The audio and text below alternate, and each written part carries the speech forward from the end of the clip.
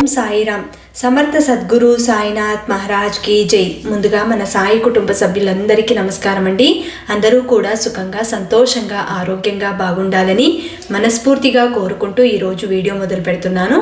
ఇక ఈరోజు వీడియోలో బాబాగారు ఏం చెప్పబోతున్నారు అంటే, తల్లి, నా దర్శనం కోసం ఎదురు చూస్తున్న నా బిడ్డకు నేనిస్తున్న చిరు కానుక 2 నిమిషాలు విని చూడు, రాజయోగం నీ జీవితంలోకి వస్తుంది అని బాబాగారు ఒక చక్కటి సందేశాన్ని ఈరోజు మనందరి కోసం అందిస్తున్నారండి.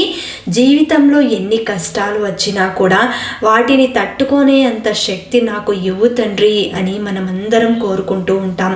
అయినా సరే ఒక్కొక్కసారి మన మనసుకి ఎంత నచ్చజెప్పుకున్నా కూడా ఆ బాధ నుండి మనం బయటకు రాలేము. అలాంటి సమయంలో ఒక మంచి తోడుని కోరుకుంటాం. అప్పుడు ఆ తోడు కూడా మనకు దగ్గరగా లేకపోతే ఆ సమయంలో ఇష్టదైవాన్ని ఆరాధిస్తాం. ఆ భగవంతుడితో మన కష్టాన్ని చెప్పుకుంటాం. తల్లి, నువ్వు నా కోసం ఎన్నో రోజులుగా ఎదురు చూస్తున్నావు, నా దర్శనం కోసమే పరితపిస్తున్నావు కదూ. నేను అన్నీ చూస్తూనే ఉన్నా, నా కానుక కోసం ఎదురు చూస్తున్నావు. ఈరోజు నా సాయి నాకు ఎలాంటి కానుకని తీసుకొచ్చాడో వినాలని ఆతృతగా ఉంది కదూ. నీ జీవితంలో ఎప్పుడూ లేని సంతోషం ఇప్పుడు నేను ఇవ్వబోతున్నాను. నా దర్శనం పొందిన నీకు ఇక అన్నీ కూడా విజయాలే. నీ జీవితంలో ఏది అనుకున్నా కూడా సక్రమంగా జరిగిపోతాయి. కానీ ఒకటి మాత్రం గుర్తుంచుకో తల్లి, నేనిస్తున్న ఈ చిన్న కానుకని తీసుకుని నన్ను మరిచిపోవు కదూ. నీ జీవితంలో ఎప్పటికీ గుర్తు పెట్టుకుంటావు కదూ. ఇది తీసుకున్న క్షణం నుండి నీ జీవితంలో ఆనందాలే మొదలవుతాయి. ఇక కష్టాలన్నీ కూడా మరిచిపో. ఇప్పటి నుండి ఆగిపోయిన పనులన్నీ కూడా ఇక మొదలుపెట్టు. నీకు అన్నింటిలోనూ విజయాలు నేను కలిగిస్తాను.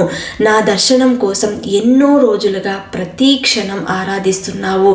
నా దగ్గరకు రావాలని నా బిడ్డ కోరుకుంటుంది. నా కోసమే ఎదురు చూస్తుంది.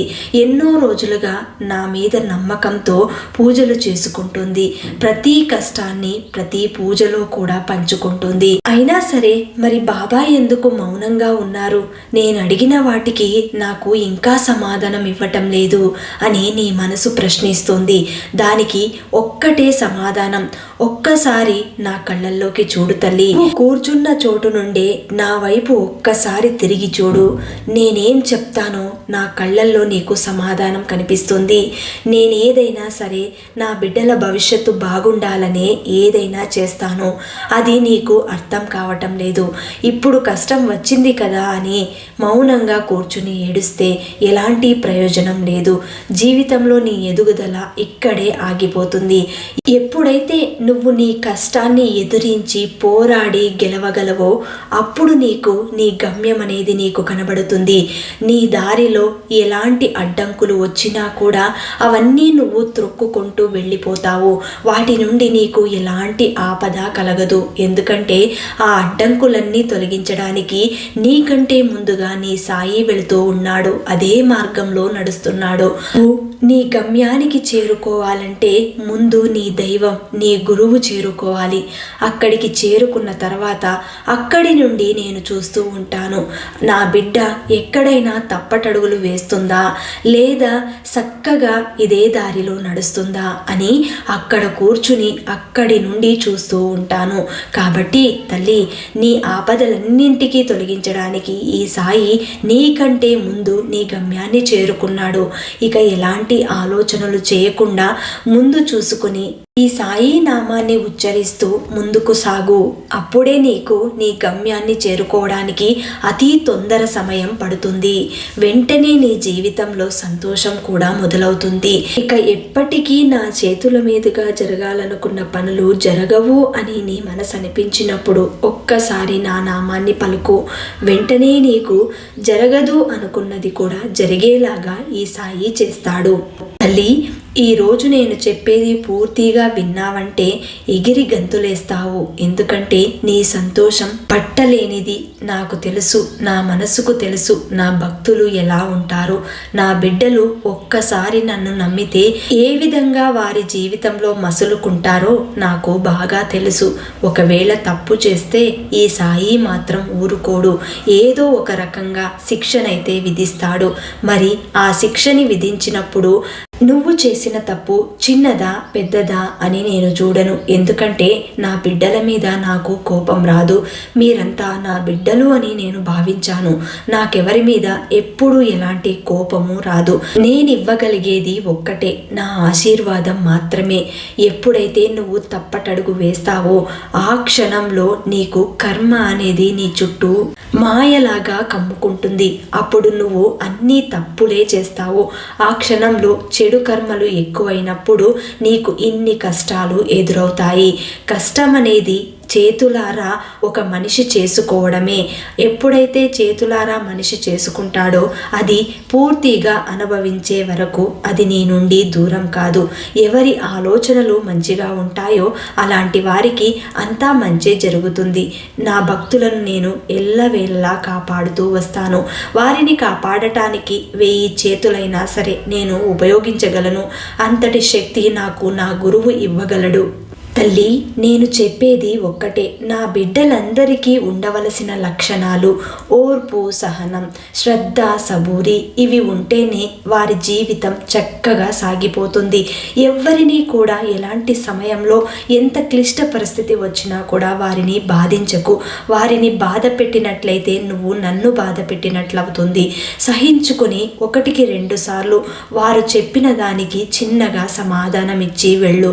లేకుంటే ఆ సమయంలో నిన్ను ఇంకా కించపరిచిన వాడు ప్రత్యేకంగా నీ మనసుకు బాధిస్తే నా నామాన్ని స్మరించు.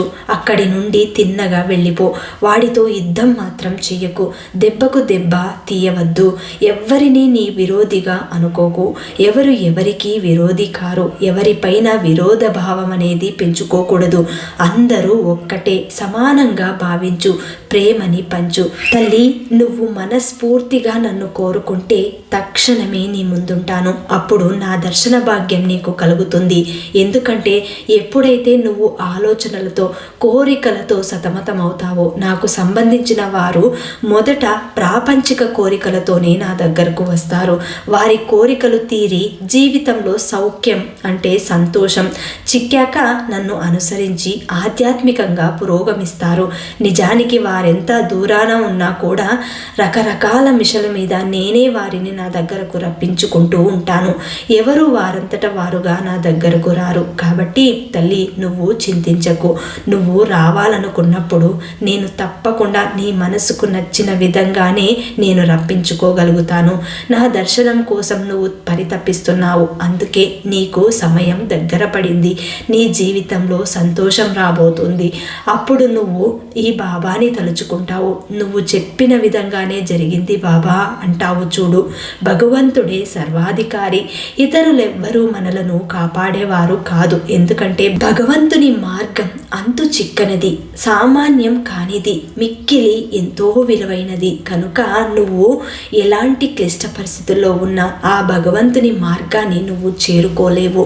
తద్వారా నీ జీవితం సుఖంగా సౌఖ్యంగా సాగిపోవాలి అంటే ముక్తి మార్గం ఎంచుకోవాలి. అలాంటి ముక్తి మార్గం నీకు దక్కాలి అంటే నువ్వు ఎంతో నైపుణ్యంతో ఆ దైవ చింతనలో లీనమై ఉండాలి. అప్పుడే నీకు ఆ దారి దొరుకుతుంది. దైవ అనుగ్రహం ఉండగలిగితేనే, దయ ఉంటేనే నీకు అలాంటి సంఘటనలు నీ జీవితంలో జరుగుతాయి. నువ్వు నా దర్శన భాగ్యం కోసమే పరితపిస్తూ ఉన్నట్లయితే ఈ బాబా చెప్పిన మాటలు నువ్వు తప్పకుండా తూచా తప్పక పాటించాలి. సద్గ్రంథాలను పారాయణం చేస్తూ ఉండాలి. ఎప్పుడు సాయి నామమే ఉచ్చరిస్తూ ఉండాలి. ఎంతటి కష్టం కష్టం వచ్చినా ఈ సాయిని తలుచుకో, తక్షణమే నీ ముందు ఒక పిట్టలాగా వాలిపోతాను.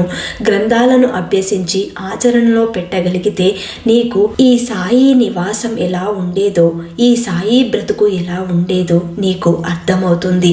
సాయి లీలలను తెలుసుకో, నీ జీవిత విధానమే మార్చుకో.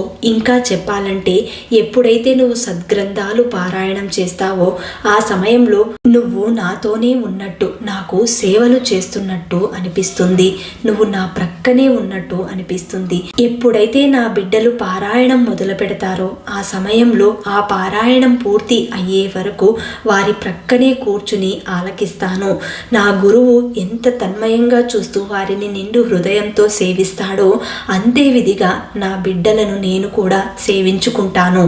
ఎప్పుడైతే నా బిడ్డలు వారి ఆకలిని కూడా మరిచి నా నామాన్ని ఉచ్చరిస్తారో అలాంటి వారి జీవితంలో ఏదైనా అనుకున్నారంటే ఆ క్షణమే తీర్చడానికి నేను సిద్ధంగా ఉన్నాను. ఎందుకంటే అలాంటి నా భక్తులు ఎప్పుడు నన్నే నమ్ముకుంటారు. ఏ పని చేసినా కూడా ముందుగా నన్నే తలుచుకుంటారు. కాబట్టి అలాంటి భక్తుల కోసం నేను ఎప్పుడూ కూడా ముందంజుగా వారి ముందే ఉంటాను. నీవెక్కడున్నా నన్ను తలచినంతనే నీ చెంత ఉంటాను. గురువు యొక్క కృపా దృష్టే భక్తునికి అన్న పానీయాలు అన్నది నిజం. అన్నీ నావే, అందరికీ అన్నీ ఇచ్చేది నేనే.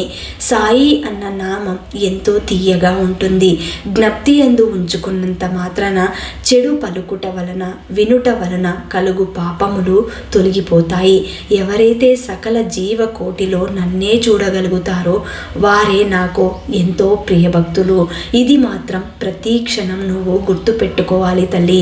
నా దర్శనం కోసం ఎన్నో రోజులుగా పరితపిస్తున్నాను అని అంటున్నావే, ఇప్పుడు చెప్పు, నీ జీవితంలో నువ్వు ఏదీ సాధించలేనిది నీకు సాధించేంత శక్తిని ఇవ్వగలిగేది ఈ సాయినే.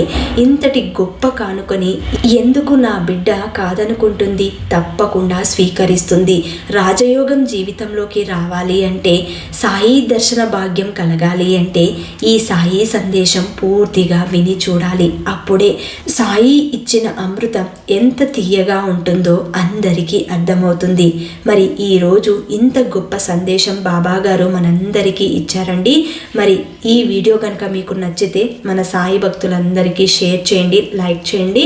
ఇంకా ఎవరైనా కొత్తగా మన ఛానల్ని చూస్తున్న వాళ్ళు ఉన్నట్లయితే దయచేసి సబ్స్క్రైబ్ చేసుకొని సపోర్ట్ చేయండి ఫ్రెండ్స్. మళ్ళీ రేపటి వీడియోలో కలుసుకుందాం. అంతవరకు సెలవు. సర్వే జన సుఖినో భవంతు. జై సాయిరామ్.